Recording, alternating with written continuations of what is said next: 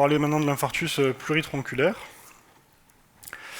Donc les questions que je voulais évoquer avec vous, d'abord, c'est est-ce que c'est une proportion de patients qui est importante et ensuite, comment il faut les traiter. Donc, est-ce qu'il faut revasculariser toutes les lésions? Est-ce qu'on doit le faire avec l'aide de l'évaluation hémodynamique? Et quel doit être le timing idéal, disons, pour cette revascularisation?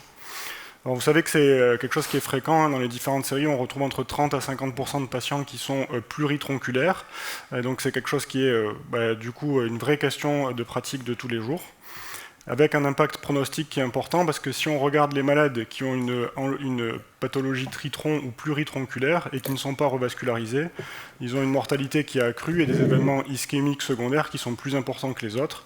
Donc de fait, il va y avoir un impact pronostique à toutes ces questions. Donc, comme vient de nous le dire Thierry Lefebvre, le principal objectif, c'est d'abord traiter la lésion coupable, la visée pronostique, on l'a vu, et après, ce qui va se poser derrière, c'est qu'est-ce qu'on fait des autres lésions? Est-ce qu'on s'arrête à la lésion coupable?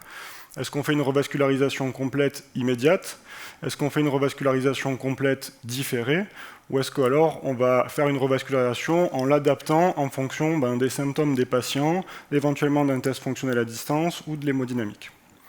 Donc il y a pas mal d'études qui ont essayé de répondre à cette question.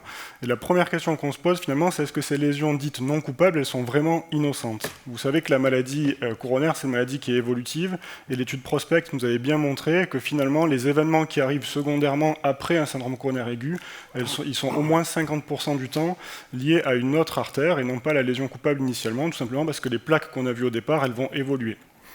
On peut compléter ces données par une sous-étude d'imagerie de l'étude Complete qui a regardé en fait les patients avec de l'OCT et qui montre qu'on a à peu près 50% des malades qui vont avoir des facteurs de vulnérabilité sur ces lésions qui sont dites non coupables. Donc le message, c'est finalement de dire qu'on est un peu différent de la maladie stable et qu'on va avoir un peu le concept de la pancoronarite, en tout cas d'autres lésions qui ne sont pas tout à fait stables, et donc il va falloir évoquer de les traiter. Donc, comment on fait pour essayer de les traiter? Il y a pas mal d'études qui ont, depuis environ 8 ans, évalué cette question, avec deux grandes stratégies. Une première série d'études sur une stratégie angio-guidée seule, donc lésion coupable versus revascularisation complète, et une autre série d'études en essayant de prendre la place de l'hémodynamique avec la FFR en particulier.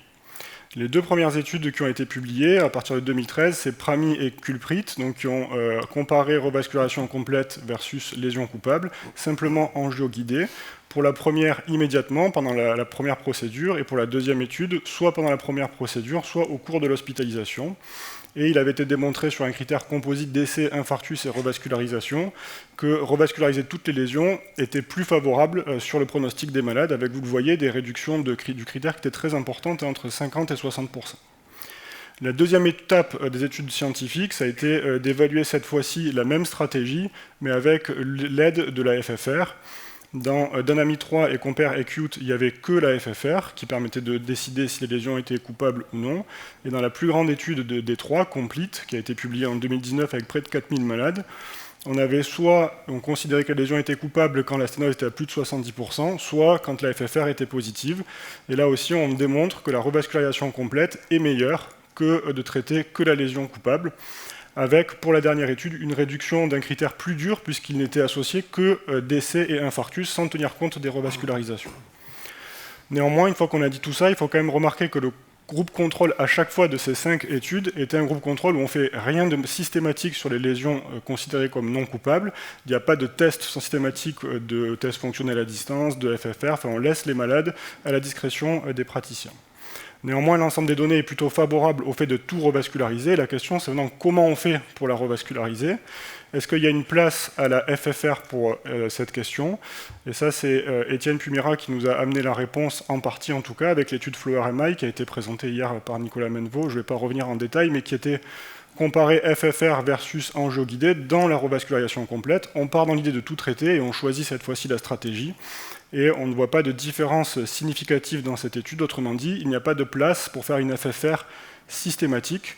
Il faut quand même se rappeler ici qu'on avait près de 50% de patients avec des lésions qui sont considérées serrées à plus de 70%.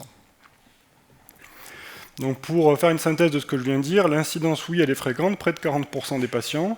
Faut-il revasculariser toutes les lésions? Plutôt oui, avec les études que je viens de vous présenter. avec un bénéfice qui a été quand même démontré de la revascularisation complète. Est-ce qu'il existe une place pour l'évaluation hémodynamique? On peut dire plutôt non, en tout cas de manière pas systématique avec l'étude Flow-RMI. Et est-ce qu'il faut faire une revascularisation immédiate ou différée? On a finalement assez peu de données sur cette question très précise, mais on remarque dans toutes les études qu'il y a à peu près 90% ou plus des patients qui vont être faits dans un deuxième temps. Autrement dit, la revascularisation immédiate, elle est quand même très rare dans nos pratiques de tous les jours. Et donc je répondrai plutôt différée et plutôt intra-hospitalière, en tout cas quand on a des lésions très serrées. Quelles vont être les perspectives sur cette thématique? Il y a plusieurs études qui vont essayer d'évaluer la place de l'hémodynamique. Alors il y a l'étude FRAME qui est à peu près la même que celle de Flow-RMI, mais les autres modalités vont aussi être évaluées avec l'IFR et la QFR. Vous voyez, avec 4 études en tout qui sont là que des études randomisées. Il y a aussi l'analyse morphologique qui va être étudiée avec la possibilité de guider la revascularisation des lésions coupables par l'OCT. Et enfin, sur la deuxième question, immédiate ou différée, on a deux études qui vont être proposées, donc soit hôpital versus 1 mois, soit immédiate versus hôpital. Comment faire en pratique avec tous ces éléments maintenant? À mon sens, il faut se baser sur 3 points. D'abord le patient, donc son âge, ses comorbidités, l'hémodynamique du malade, est-ce qu'il est en choc ou non? Est-ce que la voie d'abord a été complexe ou pas? Et est-ce qu'il a un syndrome inflammatoire, en particulier lorsqu'on a des prises en charge un peu tardives? La lésion coupable elle-même, est-ce qu'on va avoir un bon résultat? Est-ce qu'on a un thrombus qui est résiduel? Est-ce qu'on a vraiment un flux TIMI 3 ou non? Et est-ce qu'encore une fois, on est dans une prise en charge précoce ou tardive? Et les autres lésions, en particulier leur complexité et leur sévérité. Donc en pratique, est-ce qu'il faut tout revasculariser? Oui, à mon avis, quand les lésions sont très serrées, et le faire de manière angio-guidée.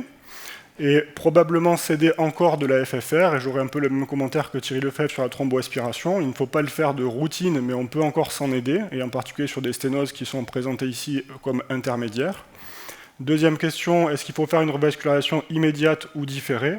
À mon avis, il y a très peu de place à la revascularisation complète immédiate, alors peut-être seulement dans le contexte de la double lésion coupable, comme vous voyez ici une occlusion de droite et une plaque très instable de la circonflexe. Et la question est plutôt, est-ce qu'il faut la faire pendant l'hôpital ou après? Plutôt pendant la phase hospitalière, je dirais, en particulier quand on a des lésions qui sont serrées, mais sinon, quand on a un résultat qui n'est pas top au départ, ou qu'on a une lésion qui est très complexe, qui va amener à une discussion de stratégie, avec par exemple de l'athérectomie secondaire, plutôt dans une deuxième phase, pour pouvoir laisser souffler le patient de l'infarctus.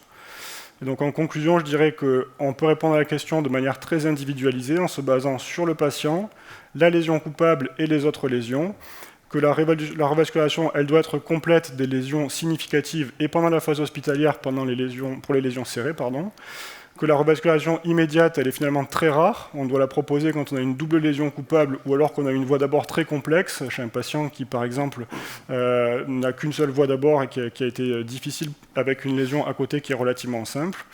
La revascularisation, elle est principalement angio-guidée, mais la FFR garde à mon sens une place et on ne doit pas la retirer complètement de notre arsenal.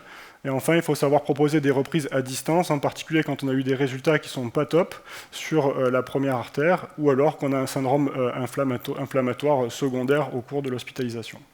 Voilà, je vous remercie.